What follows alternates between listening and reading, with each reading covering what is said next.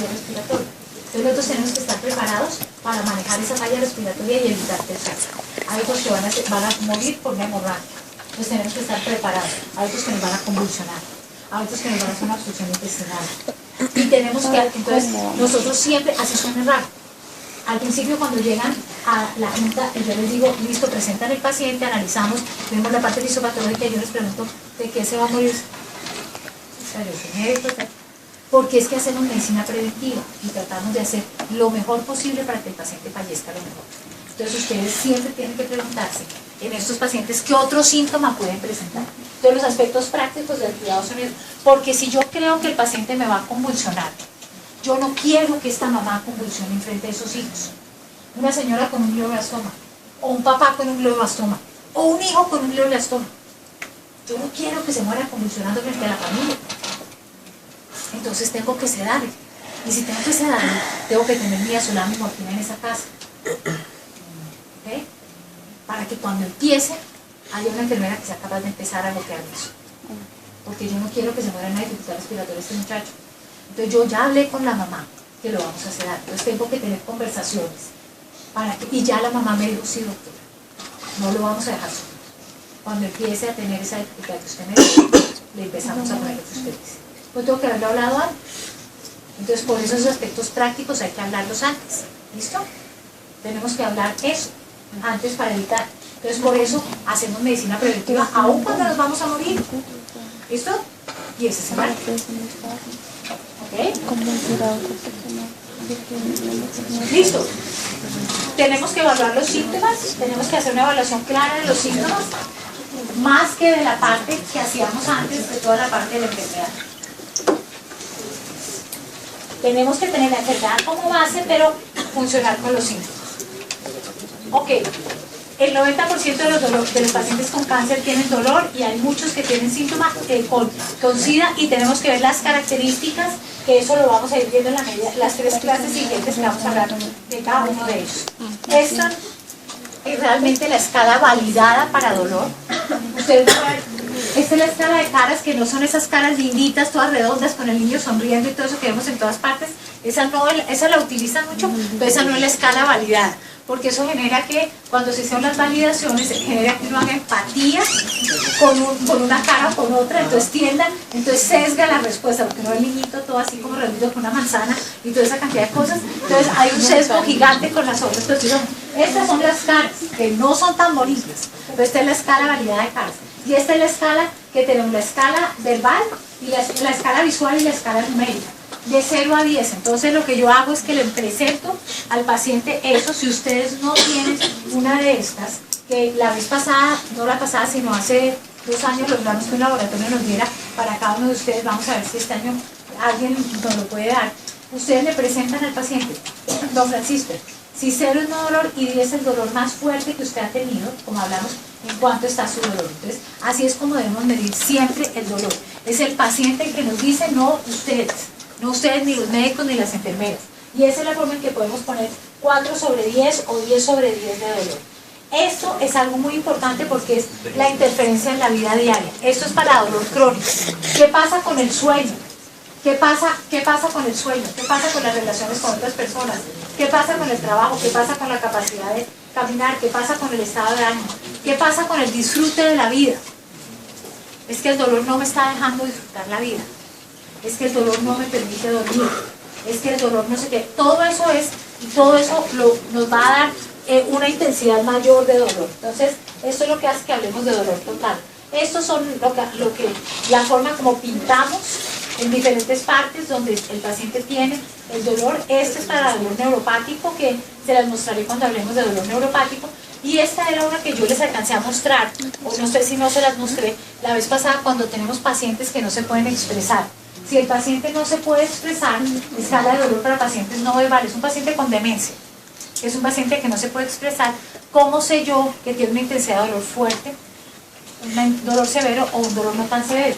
Entonces hay una serie de ítems que el cuidador nos responde si sí o si no. Entonces digamos, y el observador. Entonces vamos a tener, ¿qué pasó? Puso al residente en cama y vio cómo el residente o el paciente, y cuando se acostó, el paciente manifestó dolor, ¿sí o no? hizo esto y manifestó dolor, sí o no. Entonces es el cuidador el que va a expresar lo que vio en relación con el paciente. Y eso nos permite poder tener un puntaje. E igualmente se complementa con esta, que es emite palabras de dolor, hace caras de dolor, se toma algún sitio, hace ruidos de dolor, se frota o tiene inquietud. ¿Listo? Entonces esto lo va diciendo el cuidador si ve que el paciente se frota, si ve que el paciente está inquieto, si lo ve que se coge, si hace caras de dolor, porque una de las cosas más complejas es cuando tenemos pacientes que no se pueden expresar, pero creemos que tienen dolor. Entonces, ¿qué le pongo? ¿Cuánto le pongo? ¿Le pongo qué medicamento? Y para eso tenemos estas escalas, o sea, hay escalas para pacientes que se pueden comunicar y hay escalas para pacientes que no se pueden comunicar y hay escalas para niños. Hay escalas para niños menores de 4 años, hay escalas para niños mayores de 4 años, que vamos a ver en la clase de dolor pediátrico con la doctora Sandra Flores. Ella les va a decir cuál es la escala apropiada dependiendo del niño. Las actividades de la vida diaria, las actividades básicas, y las actividades de la vida diaria, las actividades básicas que tienen control de esfínteres, alimentación, etc. Y las actividades de la vida diaria, el paciente nos va diciendo qué tan alteradas están, cada una de ellas. El ECOG que nos está hablando, y ustedes van a ver, si el paciente tiene un ECOG de 5, falleció, o sea, el ECOG de 5 es un paciente que está muerto, y el ECOG de 0 es un paciente que está vivo, puede cumplir todo. Estos son escalas pronósticas. Estas escalas pronósticas, el ECOG y el Karnofsky, nos sirve para ver que si seguimos haciendo tratamientos o no. Ustedes van a tener que ayudar a las familias a tomar decisiones.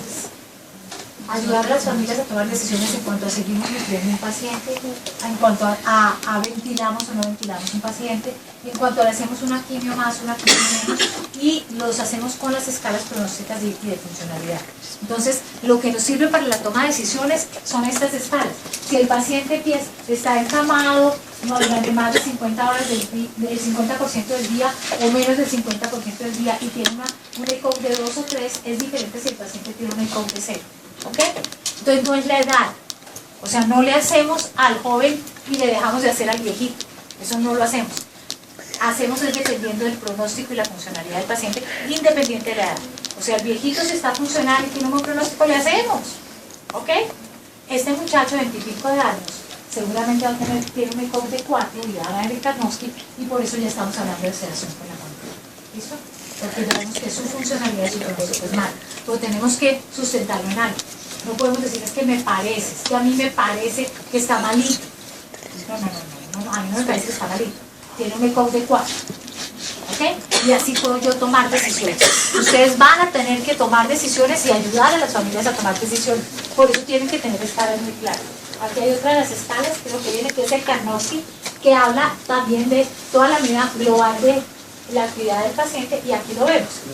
El paciente, al contrario, cuando tiene 0 está muerto y cuando tiene 100 está bien. El otro, si se acuerdan, si tenía 5, el ECOG si tenía 5 estaba muerto y aquí arriba estaba bien. Entonces a veces la gente se confunde. ECOG y Karnofsky son dos escalas que ustedes van a ver que se utilizan mucho en pacientes con enfermedades crónicas y progresivas hacia el final de la vida para la toma de decisiones. ¿Ok? Para que ustedes puedan decidir qué hacer con el paciente, decidir si hacen más tratamientos o no hacen más tratamientos, porque hasta donde veníamos, hasta noveno semestre, siempre hacíamos tratamientos, siempre. O sea, hasta noveno semestre ustedes y yo no nos cuestionábamos si íbamos a hacer una gastrostomía o no, hacíamos una gastrostomía. En este momento ya nos cuestionamos si hacemos una gastrostomía o no, y lo que nos va a permitir tomar una decisión son estas escalas. Entonces, si yo veo a este paciente, si yo veo un paciente con Alzheimer pero que está completamente funcional, que es un paciente que tiene un Alzheimer, pues el paciente que sale, va, viene, no sé, posiblemente le haga una gastrostomía.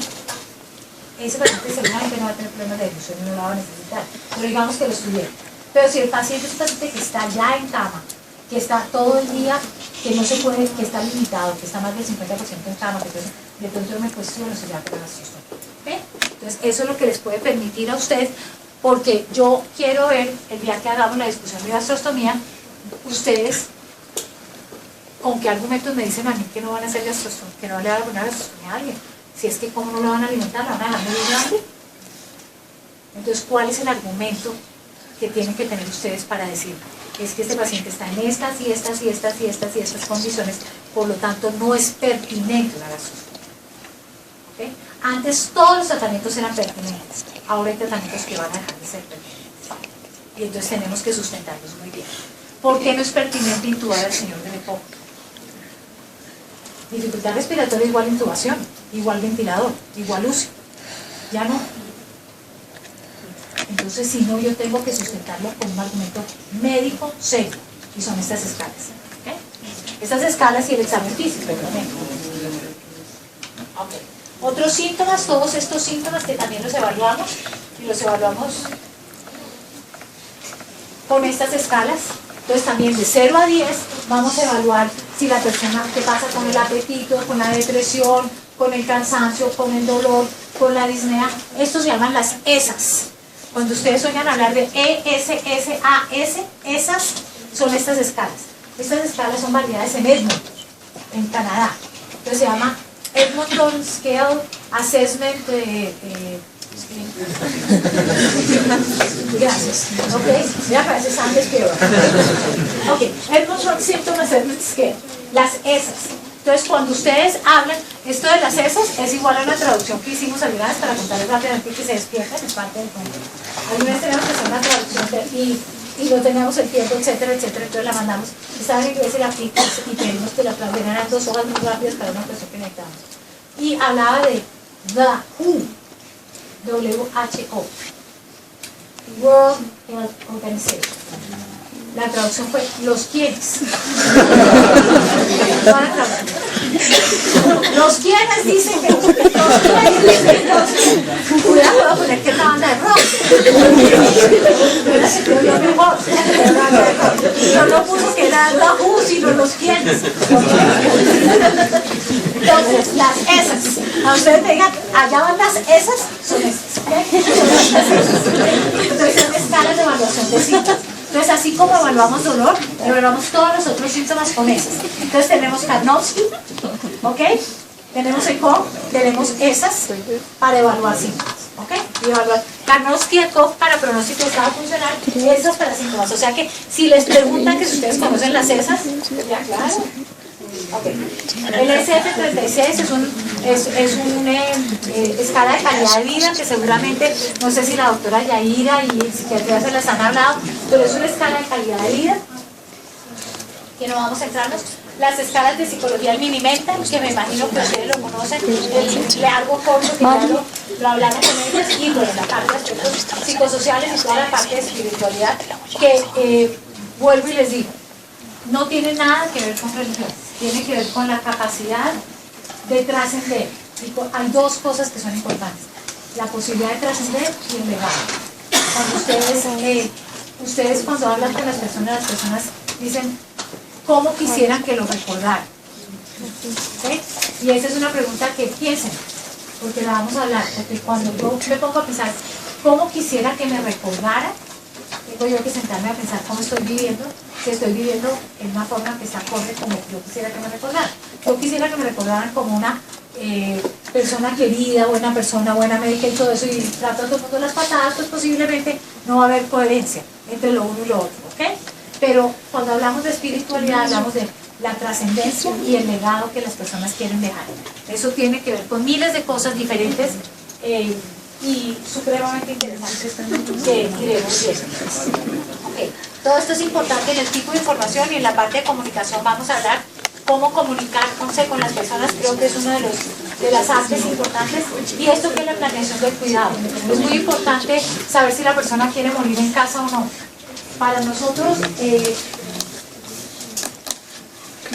sería fantástico que la gente quisiera morir en casa con una ceremonia. Cuando vamos a sedar a alguien, antes de sedarlo, buscamos hacer como una ceremonia especial, una cosa especial, con las personas, con las familias, con toda esa cantidad de cosas. Pero igualmente hay personas que se aterrorizan de que alguien muera en casa. Entonces, esas son cosas que se deben hablar. ¿Cuánto tiempo las personas deben, si no tienen un cuidador, deben ir a un sitio de crónicos? O sea, hay una cantidad de cosas que ustedes tienen que, posiblemente ahorita, a algunos les parezca que lo que digo tiene sentido y a otros no les parezca que tiene tanto sentido. Porque es que cuando uno tiene la edad que tienen ustedes y siente que tiene toda la vida por delante, pues hablar de planear el final de la vida